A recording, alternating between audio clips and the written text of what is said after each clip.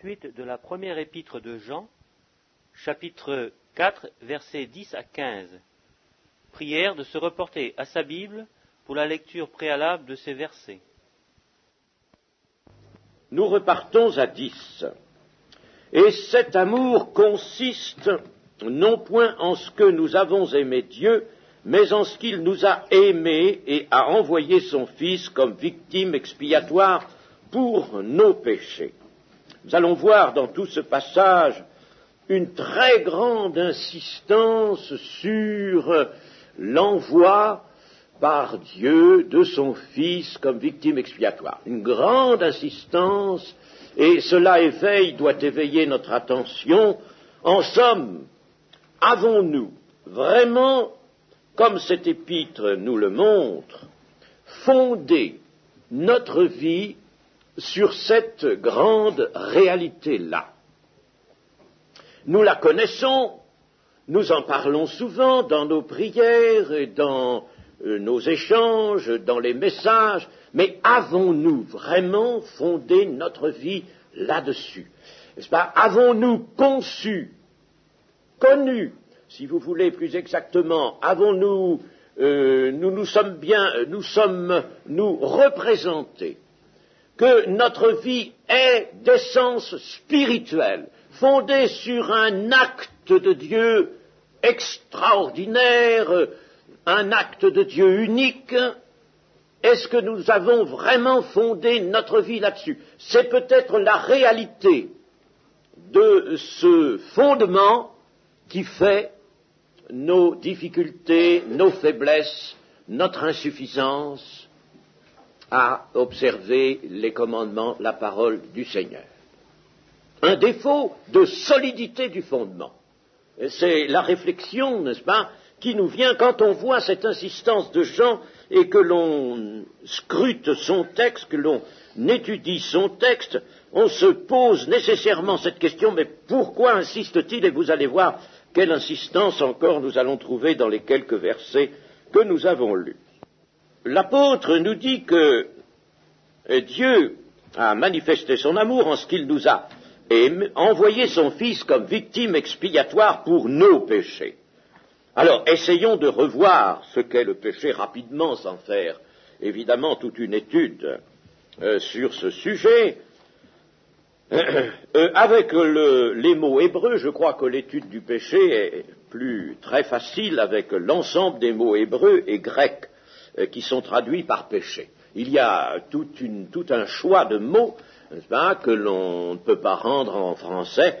Dans l'hébreu, il y en a peut-être une vingtaine de mots qui sont traduits par péché dans la Bible, et puis dans le grec, il y en a quelques-uns.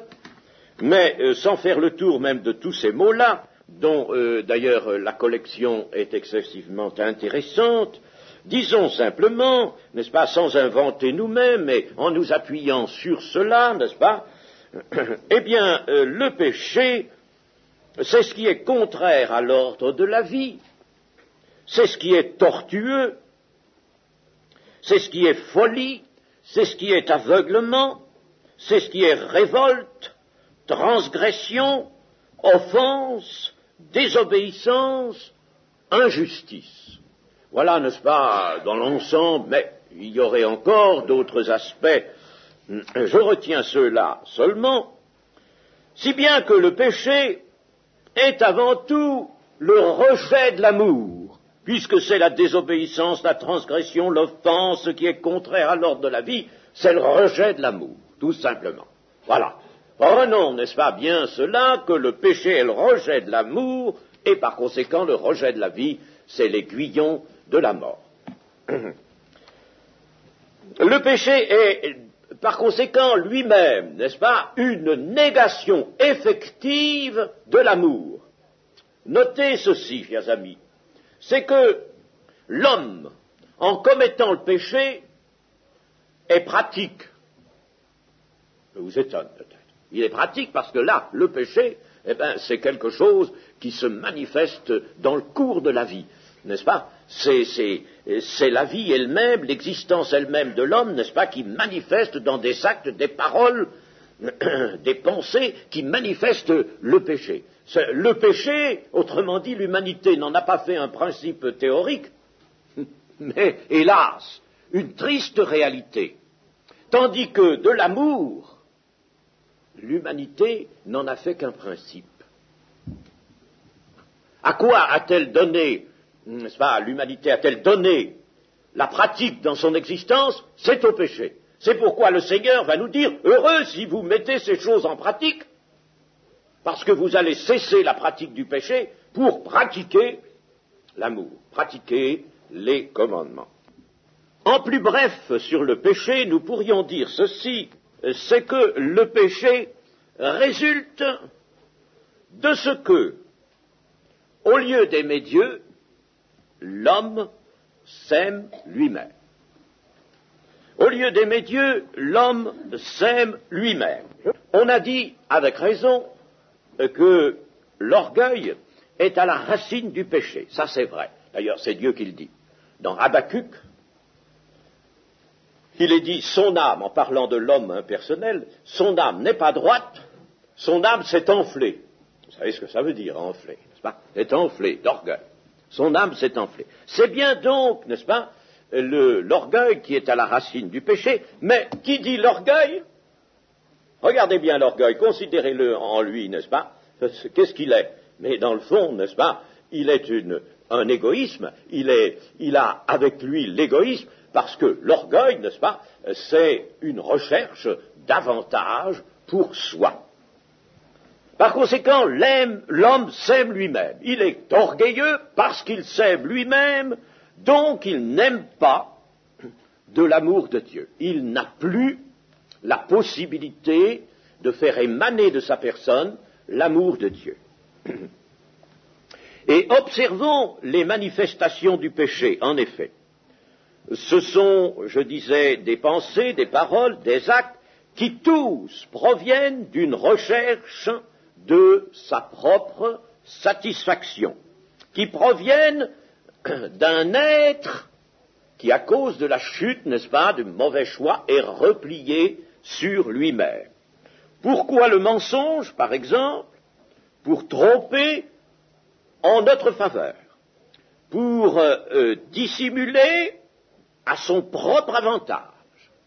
Qu'est-ce que le crime?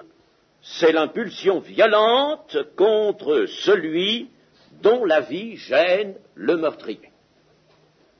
Tout est une recherche pour soi, voyez-vous. Et cette recherche d'avantage pour soi, qu'est le péché, c'est dans la nature du péché, cette recherche pour soi, n'est-ce pas, détruit toute la loi de Dieu, est contraire à toute la loi de Dieu, contraire à l'amour de Dieu, et par conséquent contraire à la vie. La vie ne peut pas s'établir là, ne peut pas se poursuivre là où il y a cette action contraire à l'amour. Aussi, ayant un cœur qui enfante le péché, qui est, nous avons dit, la négation de l'amour, l'homme s'est lui-même coupé de Dieu, il s'est rendu incapable d'une relation bienfaisante avec Dieu. Il s'est lui-même coupé. Ben, on dit que ce sont nos transgressions qui nous ont séparés de Dieu, n'est-ce pas? Mais c'est vrai. Dieu n'a pas eu besoin, n'est-ce pas, de faire une coupure. La coupure s'est faite. Ce sont nos transgressions qui établissent une coupure, une séparation d'avec Dieu. Il s'est rendu incapable d'une relation avec Dieu.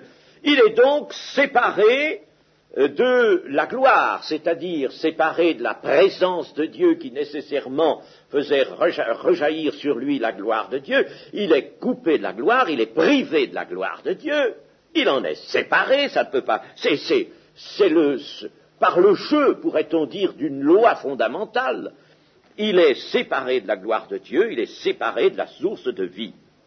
Et cet état de péché, ancré en l'homme, lui masque entièrement la réalité de Dieu. Il ne connaît Dieu ni dans sa pensée, ni pratiquement dans sa vie. L'homme a motivé ainsi contre lui la condamnation de la justice de Dieu. La justice de Dieu, elle, que fait-elle? Elle supporte la vie parfaite. Elle est le support de la vie parfaite, alors l'homme, bien entendu, s'est condamné vis-à-vis de cette justice.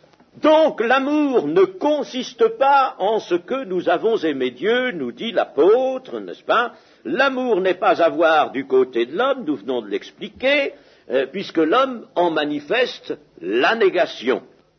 Et l'amour consiste en ce qu'il nous a aimés et nous a envoyé son Fils comme victime expiatoire pour nos péchés. L'amour consiste en cela, c'est-à-dire, le mot consiste n'est peut-être pas tout à fait à sa place, il faudrait plutôt dire ceci, l'amour est à voir en ce que, l'amour est à voir, est à trouver, est à reconnaître, n'est-ce pas, en ce que, du côté de Dieu, n'est-ce pas, en ce que Dieu nous a aimés. C'est lui, n'est-ce pas, qui nous a aimés. Nous ne l'avons pas aimé. Nous avons fait le contraire. Mais lui, n'est-ce pas, nous a aimés, est à voir donc du côté de Dieu, Dieu qui ne se contenta pas, veut souligner l'apôtre, d'affirmer son amour en tant que principe ou en tant que sentiment. Il fit même plus qu'une démonstration de son amour, puisqu'il le fit agir, il fit agir son amour en une réalisation coûteuse pour Dieu, qui lui a coûté beaucoup, une réalisation coûteuse qui transforme du tout au tout la situation désastreuse de l'homme, qui engloutit le péché de l'homme et la mort pour redonner par conséquent la vie éternelle. Voilà, n'est-ce pas, un peu développé ce qu'exprime Jean dans ce verset 10. Et s'il l'exprime, c'est pas pour nous dire quelque chose que nous savons déjà. Il arrive quelquefois qu'on dit oui, ça je le sais, oui, ça je le sais. Mais, chers amis, ça je le sais. Mais ça, il faut que je le médite. Si Dieu appelle mes regards, chaque fois qu'il appelle mes regards sur cela ou sur une autre partie de l'Écriture, n'est-ce pas, ou des choses que je sais déjà sont dites, il faut pas, n'est-ce pas, se dire, oh ben ça je le sais déjà, passons, allons plus loin, je sais déjà cela. Mais non, c'est une invitation à le reméditer, chers amis. Ce sont des choses qu'il faut méditer constamment. Il ne s'agit pas de dire je le sais, c'est-à-dire je l'ai dans la mémoire, n'est-ce pas? Il faut l'avoir dans le cœur comme une réalité constamment. Et je vous dis, ce qui nous manque, c'est un fondement spirituel solide, établi sur la grande vérité centrale, le don de Jésus comme victime expiatoire. Donc Dieu, par cet envoi de son Fils, conféré à l'homme la capacité d'aimer à son tour, d'où l'affranchissement du péché.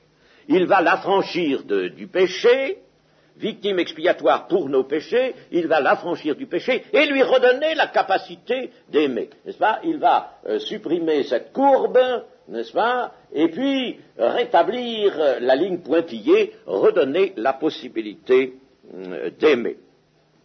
Par Jésus-Christ, l'amour de Dieu atteint l'homme de foi, l'étreint, le transforme, le libère du mal, de ce mal qu'on pourrait appeler le mal anti-amour. Aujourd'hui, il y a des anti-sociétés, des anti-autorités, des anti-toutes sortes de choses, mais il y a au-dessus de tout ça l'anti-amour, n'est-ce pas, qui englobe tout le mal. Alors, nous pouvons dire que par Jésus-Christ, l'amour de Dieu, n'est-ce pas, libère l'homme de l'anti-amour et lui ouvre la voie de son amour. L'homme va pouvoir aimer à nouveau. Verset 11. Bien-aimés, si Dieu nous a ainsi aimés, nous devons aussi nous aimer les uns les autres. À regarder cela en premier, on pourrait se dire tout de suite, ben oui, mais Jean l'a déjà dit ça, n'est-ce pas? Il l'a déjà dit, oui, bien sûr, n'est-ce pas? Et il va encore le redire. Parce que il faut considérer cela, n'est-ce pas, sous différents aspects. C'est pas assez de le voir une fois. Nous devons nous aimer les uns les autres. Le Seigneur Jésus a dit que c'était un commandement nouveau et un commandement auquel on reconnaîtra que vous êtes mes disciples. On reconnaîtra, dit Jean 17, que le Père a envoyé le Fils en ce que vous vous aimerez les uns les autres, en ce que vous serez un, ensemble. Nous allons manifester l'Église par cela. Vous voyez si c'est important, n'est-ce pas, extrêmement important. Mais ici, nous voyons quelque chose qui pourrait un petit peu nous gêner. Bien-aimés, si Dieu nous a ainsi aimés, nous devons aussi nous aimer. Nous devons. On n'aime pas beaucoup ça, on n'aime pas beaucoup ça. Ce devoir, n'est-ce pas? Cette obligation, nous devons, c'est une obligation. On n'aime pas beaucoup ça. Bien des gens diront, mais nous sommes dans le temps de la grâce. Oui, c'est vrai, nous sommes dans le temps de la grâce. Ici, c'est une obligation, c'est un commandement. Mais attention, cette obligation est libre, elle aussi. Soyez tranquilles, elle est libre, elle aussi. Car ce qui est selon l'amour doit être libre. L'amour, bien entendu, implique des conséquences qu'on ne peut pas laisser absentes, notamment la conséquence de s'aimer les uns les autres. On ne peut pas la laisser absente. L'amour implique cela. Jean va nous le dire, à quoi ça servirait de dire j'aime Dieu et de haïr son frère. Non, ça implique des conséquences, c'est vrai. Mais attention, l'amour agit toujours dans une entière liberté. C'est le propre de l'amour. Et c'est pour ça que le légalisme dans l'Église ne marche pas. Ça ne peut pas aller, ça. Ça ne peut pas aller, puisque, n'est-ce pas, l'Église, dans le temps de la grâce, nous a replacés sous la grâce. Ce n'est plus la loi qui est un instrument de pédagogie, mais c'est au contraire la grâce qui est un instrument d'accomplissement. N'est-ce pas? D'accomplissement. Mais, n'est-ce pas, tout dans le contexte, le grand contexte de l'amour. Et l'amour est libre. C'est pourquoi il est beaucoup parlé, il y a une insistance sur la liberté dans le Nouveau Testament. Tout est permis, mais tout n'édifie pas, tout n'est pas bon. La liberté des enfants de Dieu, n'est-ce pas? Liberté. Parce que un amour, imaginez-le, qui ne serait pas libre, ça ne serait pas un amour, ça, n'est-ce pas? Ça ne serait pas un amour. Si on nous force à faire quelque chose qui n'est pas selon notre cœur, si on le fait par contrainte, n'est-ce pas? Parce qu'une contrainte s'exerce sur nous, mais on ne le fait pas, comme on dit, de bon cœur, et par conséquent, ce n'est pas là de l'amour, n'est-ce pas? Ce n'est pas de l'amour. L'amour, donc, nécessite la liberté, indispensable. Et dans le royaume de Dieu, plus tard, il y aura toujours cette justice qui est éternelle, bien sûr, c'est le grand ordre, c'est l'ordre. Mais elle ne sera plus répressive. Il n'y aura plus de menaces, il n'y aura plus de châtiment, il n'y aura plus de jugement à prévoir, à attendre, à craindre. Non, il n'y aura plus de tout ça, n'est-ce pas? Tout sera parfait. Et comment alors l'obéissance sera-t-elle elle-même parfaite? Comment la sainteté de Dieu sera-t-elle répandue sur toutes les créatures, n'est-ce pas? Puisque les créatures seront aussi saintes que Dieu est saint lui-même, n'est-ce pas? Alors, comment cela se fera-t-il? Par le lien de l'amour qui est le lien de la perfection, un lien de l'état de perfection. C'est très beau ce que dit Paul dans les Colossiens, l'amour est le lien de la perfection. C'est très très grand, c'est très profond. Alors, nous pouvons dire que l'amour est le lien de la perfection, le lien de l'état de perfection notamment.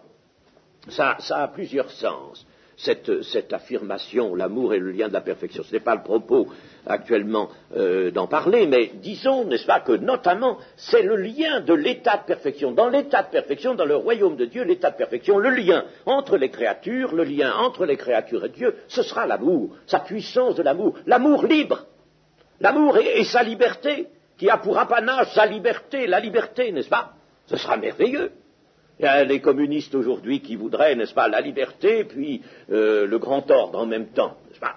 Alors la liberté, ils l'ont à coup de sanctions, à coup de condamnation, à coup d'emprisonnement, n'est-ce pas? Voilà comment ils cherchent.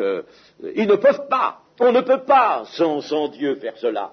Mais il n'y a que Dieu et l'amour de Dieu qui puisse réaliser ce qui sera obtenu dans le royaume de Dieu. Mais le Seigneur voudrait que l'Église soit l'antichambre du royaume de Dieu, n'est-ce pas? Et que déjà dans l'Église, n'est-ce pas, il y ait ce lien de l'amour entre tous. Vous voyez comme c'est important.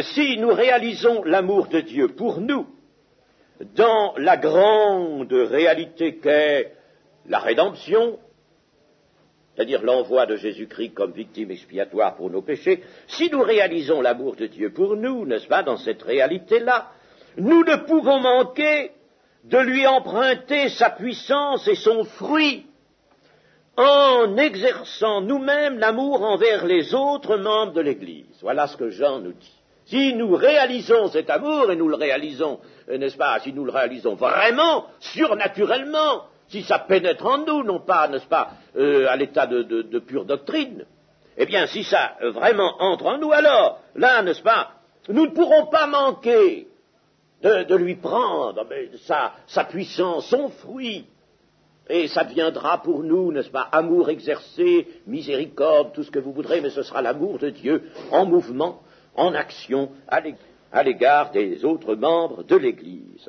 Mais il y aurait un danger. Il y aurait un danger qui se présente souvent, qui est toujours là d'ailleurs, n'est-ce pas?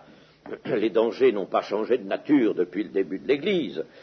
Ce danger étant celui de contempler l'amour de Dieu, d'en parler avec émotion et avec larmes, et de ne pas nous savoir engagés par cet amour pour le manifester nous-mêmes dans notre sphère. Bien-aimés, si Dieu nous a ainsi aimés, nous devons nous aimer les uns les autres. Attention, n'en restons pas à la contemplation de l'amour de Dieu, n'est-ce pas? N'en parlons pas avec larmes et émotion seulement, mais sachons que cet amour, n'est-ce pas, doit nous conduire nous-mêmes dans un amour pour les autres. Rien d'ailleurs dans l'Écriture ne doit rester à l'état de principe ou à l'état d'objet d'admiration. Mais ça, ce que je vous dis, n'est-ce pas, ça se rencontre fréquemment. Des gens, n'est-ce pas, qui sont capables de vous parler de l'amour de Dieu avec peut-être beaucoup d'éloquence, s'ils ont un peu de lettres, n'est-ce pas, et alors, ils vont vous parler de l'amour de Dieu, ils vont en pleurer, et puis, ils n'en font rien du tout. Alors là, ça ne va pas. Rien ne doit rester à l'état de principe, n'est-ce pas, tout est destiné à être mis en pratique. La contemplation de l'amour de Dieu doit nous arracher à nos sentiments d'avant-conversion et nous rendre nous-mêmes productifs du fruit de l'amour. Le fruit de l'amour, n'est-ce pas, nous devons nous aussi le produire. Aimer non plus humainement, mais aimer comme Dieu avec l'esprit. Nous allons voir d'ailleurs le mot esprit réapparaître, et il y a un petit quelque chose qui ne vous a peut-être pas échappé dans la deuxième épître de Paul aux Corinthiens, 2 Corinthiens 5, 16. L'amour de Christ, il s'agit de l'amour, voyez, nous presse, parce que nous estimons que si un seul est mort pour tous, tous donc sont morts. Ils sont morts dans les conditions des conséquences de la crucifixion. Et qu'il est mort pour tous, afin que tous ceux qui vivent ne vivent plus pour eux-mêmes, voyez-vous, ne vivent plus repliés pour eux-mêmes, ne vivent plus repliés, n'est-ce pas? C'est fini cet égoïsme d'avant qui constitue le péché, afin que ceux qui vivent ne vivent plus pour eux-mêmes, mais pour celui qui est mort et ressuscité pour eux. Ainsi, dès maintenant, nous ne connaissons personne selon la chair, et si nous avons connu Christ selon la chair, maintenant nous ne le connaissons plus de cette manière. Nous ne connaissons personne selon la chair, c'est très beau, ça, n'est-ce pas? Et c'est à mettre ça, n'est-ce pas, au compte de l'amour et de la vie nouvelle, parce que si nous regardons les autres selon la chair, nous allons découvrir en eux toutes sortes de mauvaises choses, de défauts. Les défauts que d'autres peuvent découvrir en nous, n'est-ce pas? Bon, alors nous allons les juger sur l'apparence. Nous allons peut-être déjà juger leur personne physique, nous allons juger d'après peut-être la sympathie plus ou moins grande qui émane d'eux, n'est-ce pas? Et nous allons les juger aussi sur ce que nous leur verrons faire. Ils vont mal se comporter à notre vue, n'est-ce pas? Alors nous allons les juger là-dessus. C'est ce qu'il ne faut pas. Parce que si Dieu nous jugeait ainsi, nous ne ferions jamais de progrès, nous serions écrasés et non pas, n'est-ce pas, au contraire, admis dans un processus de croissance. Alors, ce qu'il faut, c'est que nous regardions les autres comme des enfants de Dieu. N'est-ce pas? Notre vue doit être une vue de l'esprit sur les autres. Christ est mort pour lui, mort pour elle, n'est-ce pas? Nous regardons les autres membres de l'Église comme choses infiniment précieuses, n'est-ce pas? Et c'est donc quelque chose de surnaturel. L'amour de Dieu est un torrent d'eau vive qui entraîne tout sur son passage, dans le sens de son courant. Ainsi, le véritable enfant de Dieu, s'il est dans le torrent, du fait même qu'il est aimé, n'est-ce pas, il est aimé, ne pourra qu'aimer lui aussi, il sera entraîné dans le sens de l'amour, dans le sens de ce courant, n'est-ce pas? Vous voyez, c'est donc une chose qui doit se faire non pas par une contrainte exercée sur soi-même, mais qui doit se faire d'une façon surnaturelle. Le verset 7, d'ailleurs, a bien exprimé que nous nous aimons les uns les autres parce que l'amour est de Dieu. Verset 7. Bien-aimés, aimons-nous les uns des autres, car l'amour est de Dieu. Car, il y a le car l'amour est de Dieu, parce que l'amour est de Dieu, n'est-ce pas? C'est ainsi que nous pouvons nous aimer les uns les autres. Alors, cet amour fraternel sera donc le rejaillissement de l'amour que Dieu a pour nous, et de l'amour même, n'est-ce pas, que nous allons donner à Dieu, n'est-ce pas? Ce sera le rejaillissement sur nos frères et nos sœurs. Un objet éclairé, par exemple, autre image, un objet éclairé rayonne la lumière, surtout s'il est brillant, s'il a bien été lustré, et le Seigneur nous a lustrés, nettoyés, n'est-ce pas? Il a fait de nous, il veut faire de nous un objet en or véritable, n'est-ce pas? L'or, c'est la sainteté. Eh bien, si vraiment, n'est-ce pas, nous sommes cet objet, bien poli, bien... Alors, la lumière se portant sur nous, nous allons nous aussi, n'est-ce pas, refléter la lumière. Si l'amour de Dieu se porte sur nous, nécessairement, n'est-ce pas, à partir de nous, l'amour de Dieu se reportera sur les autres. C'est comme ça qu'il faut envisager les choses, et non pas comme une obligation froide, à laquelle on ne peut répondre que qu'en s'obligeant soi-même, n'est-ce pas, c'est pas ça. Nous pouvons voir aussi le verset 12, tout de suite. Personne n'a jamais vu Dieu. Si nous nous aimons les uns les autres, Dieu demeure en nous et son amour est parfait en nous. Ah, voilà quelque chose. Personne n'a jamais vu Dieu, personne n'a jamais contemplé Dieu. C'est malheureux que notre traduction ici s'obstine à mettre le verbe voir, qui ne traduit pas bien le grec. N'est-ce pas, quand dans Jean, l'évangile de Jean, par exemple, n'est-ce pas, c'est au chapitre 5, celui qui a vu le Fils de l'homme et qui croit en lui a la vie éternelle. A vu. Ben, nous ne pouvons plus le voir, puisque, n'est-ce pas, nos yeux ne peuvent pas le voir. Donc le terme voir ne va pas. Si l'on met le terme contempler, comme cela est dans la deuxième épître aux Corinthiens, contempler. C'est contempler qu'il faut voir là.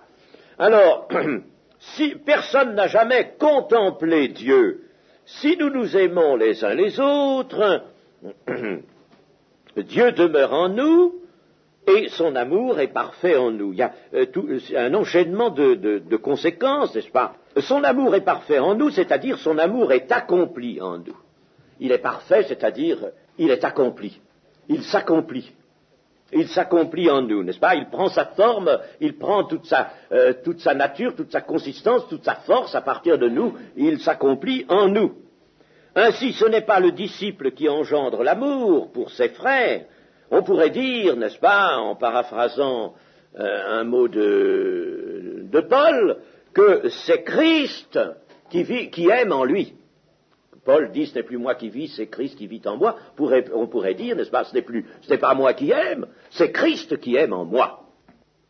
Personne n'a jamais contemplé Dieu, ce n'est donc pas de la contemplation que vient l'amour, mais de la présence de Dieu en soi. Verset 13. Nous connaissons que nous demeurons en lui et qu'il demeure en nous en ce qu'il nous a donné de son esprit. Dans ce texte sur l'amour, voici que survient le mot esprit, avec un grand T, l'esprit de Dieu. Parce que l'amour exercé, bien sûr, est le fruit de l'esprit. Quand on dit que l'amour vient, n'est-ce pas, l'amour est en nous, il est apporté par le Saint-Esprit. Romains 5,5 dit bien que l'amour est versé dans les cœurs par l'Esprit, par le Saint-Esprit. Tout cela se tient, n'est-ce pas? Il y a d'ailleurs 5 grandes réalités surnaturelles qui font un ensemble, qui sont éternelles, les grandes réalités éternelles, n'est-ce pas? Le prédicateur marque ici au tableau ces 5 grandes réalités éternelles. 4 sur un arc de cercle, vérité, vie, esprit, amour, et la 5e au-dessous, royaume de Dieu. Ce sont les 5 grandes réalités éternelles que le chrétien reçoit en bloc, ensemble, en masse, qui forment un tout. C'est la couronne de vie. C'est la couronne de vie, n'est-ce pas? Et chacune de ces vérités tient l'autre, n'est-ce pas? Elles se tiennent toutes ensemble, elles forment un ensemble. Nous connaissons donc que nous demeurons en lui et qu'il demeure en nous, en ce qu'il nous a donné de son esprit. Voilà un moyen de savoir si nous sommes dans la communion. N'est-ce pas? Si nous sommes dans la communion. Ce verset déclare en somme ceci: l'esprit que Dieu nous a donné nous fait comprendre que nous sommes dans la communion. C'est alors que l'enfant de Dieu se rend compte, il comprend, il se rendra compte, il constatera que le centre de sa vie n'est plus dans sa propre personne, qu'il n'est plus l'homme replié sur lui-même. Il comprendra donc que le centre de la vie n'est plus dans sa personne, et qu'étant dirigé par l'Esprit de Dieu, s'il est vraiment dirigé, qu'étant dirigé par l'Esprit de Dieu, dans les manifestations de l'amour, il est réellement en communion. Voilà ce que Jean veut nous dire. Je répète, l'enfant de Dieu se rendra compte que le centre de sa vie n'est plus dans sa personne, c'est fini ça, c'était l'état de péché, que le centre de sa vie n'est plus dans sa personne, et qu'étant dirigé par l'Esprit de Dieu dans les manifestations de l'amour, il est réellement en communion. Voilà ce qu'il va constater, voilà un grand signe, n'est-ce pas? Un grand signe, dans les manifestations de l'amour, chers amis, et non pas dans les manifestations des dons spirituels. Attention. Attention. Ce ne sont pas les dons spirituels qui sont le test. Je regrette, mais ce ne sont pas le test de la communion. Le test de la communion, n'est-ce pas, c'est de constater qu'on n'est plus soi-même, ce n'est plus moi qui vis, ce n'est plus moi qui vis. C'est fini, ça, Paul le constate, quand je vivais moi, c'est dans ma chair, la chair elle est restée la même. Mais quand je vivais dans ma chair, moi c'était moi, alors je persécutais les saints. C'est plus moi qui vis, c'est Christ qui vit en moi. C'est Christ qui vit en moi. Mais, n'est-ce pas, il y a là les manifestations de l'amour dirigées par le Saint-Esprit. C'est le Saint-Esprit, n'est-ce pas, qui va lui-même diriger les manifestations de l'amour, et cet homme sera, alors, ce disciple sera celui dont les béatitudes disent « Heureux ceux qui sont miséricordieux, car ils obtiendront miséricorde. » Les miséricordieux. Verset 14.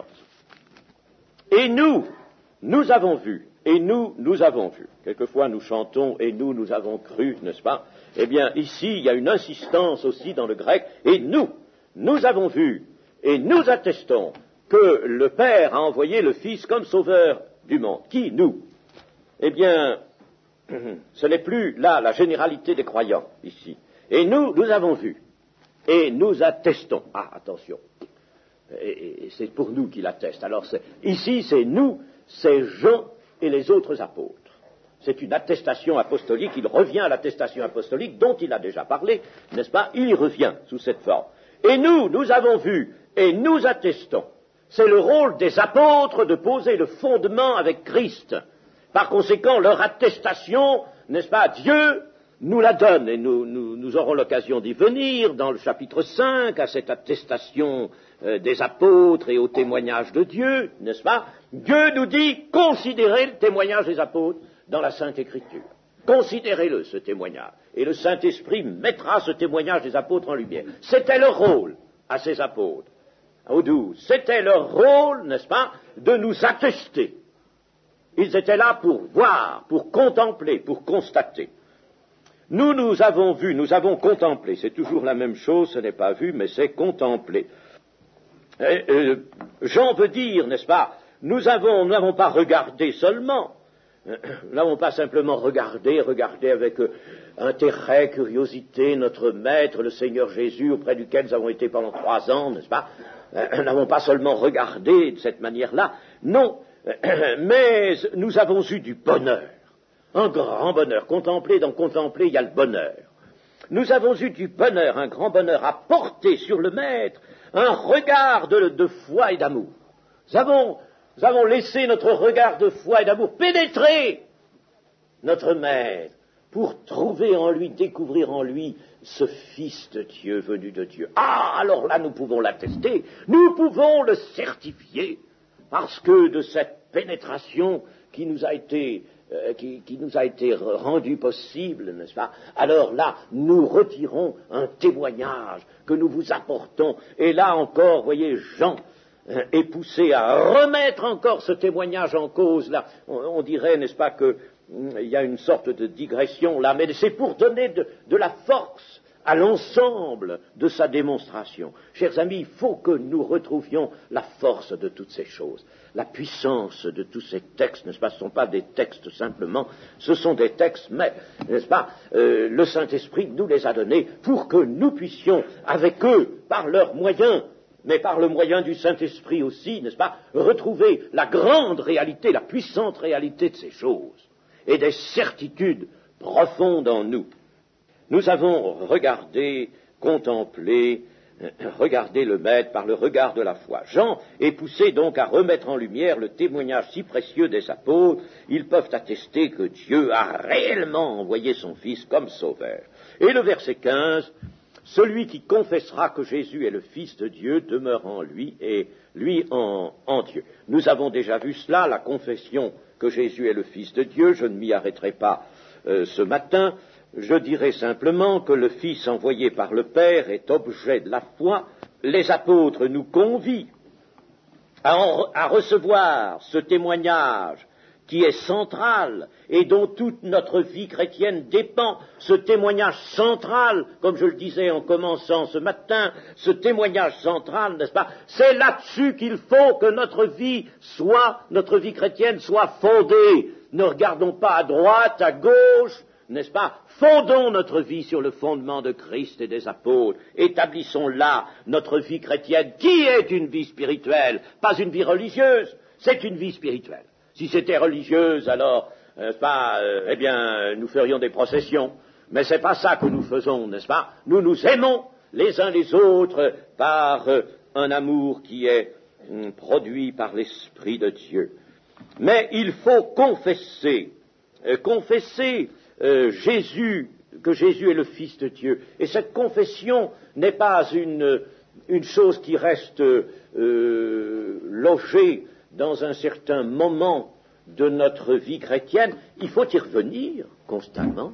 Nous le faisons bien dans la louange le dimanche, nous le faisons, n'est-ce pas? Mais faisons-le avec vraiment toute la force de notre foi. N'est-ce pas? Le dimanche, dans les louanges, en général, on reprend, n'est-ce pas, la confession de Jésus en tant que Fils de Dieu venu en chair. Il faut le confesser, il faut en faire sa pensée dominante, et de cette pensée viendra la communion. Tout cela se tient, n'est-ce pas? Mais vous voyez que l'établissement de notre vie chrétienne et le maintien de cet établissement, l'établissement sur le fondement auquel il faut revenir par une confession. de Jésus, Fils de Dieu. Non. Eh bien, l'établissement de notre vie sur ce fondement, ça, c'est capital. Il faut absolument que nous veillions à ça, hein, parce que sans ça, nous ne pourrons pas rayonner l'amour, sans ça, nous serons peut-être très hésitants, très malheureux dans le cours de notre vie, nous lutterons mal, nous lutterons trop, n'est-ce pas? Nous lutterons contre nous-mêmes, alors que nous aurions seulement à lutter contre ce qui est au dehors, ce qui est hostile au dehors et non en nous-mêmes. Nous ne devons pas avoir à lutter en nous-mêmes. Il faut que tout s'établisse selon cette grande réalité du Christ Sauveur. Amen.